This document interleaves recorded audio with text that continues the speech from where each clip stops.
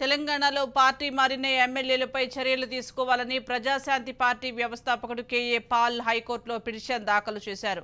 ఆయన పిటిషన్పై నేడు హైకోర్టులో విచారణ జరగనుంది. తెలంగాణలో పార్టీ మారిన ఎమ్మెల్యేలపై చర్యలు తీసుకోవాలని కేఏ పాల్ హైకోర్టును ఆశ్రయించారు. ఈ సందర్భంగా పిటిషన్లో కీలక విషయాలను వెల్లడించారు. పార్టీ మారడం రాజ్యాంగ విరుద్ధం, రాజీనామా చేయకుండా పార్టీ మారిన ఎమ్మెల్యేలు అధికారాలు అనుభవిస్తున్నారు. పార్టీ ఫిరాయించడం అంటే రాజ్యాంగాన్ని, చట్టాలను ఉల్లంఘించడమేనని పిటిషన్లో పేర్కొన్నారు.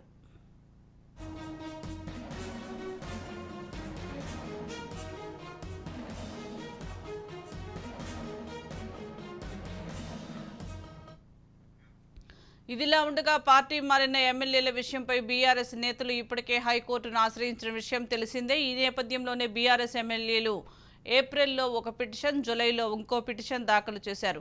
సుదీర్ఘ విచారణ అనంతరం ఆగస్టు 10 తీర్పు రిజర్వ్ చేశాం.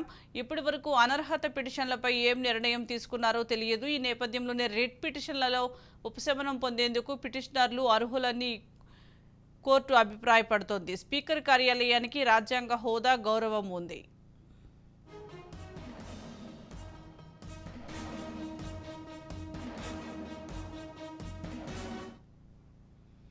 అనర్హత పిటిషన్లను వెంటనే రాష్ట్ర శాసనసభ స్పీకర్ ముందు ఉంచాలని స్పీకర్ కార్యదర్శిని ఆదేశిస్తున్నాం. ఇక ఇరుపక్షాల వాదనలు, డాక్యుమెంట్లు, వ్యక్తిగత వాదనలకు సంబంధించి 4 వారాల్లోగా షెడ్యూల్ నిర్ణయించాలి.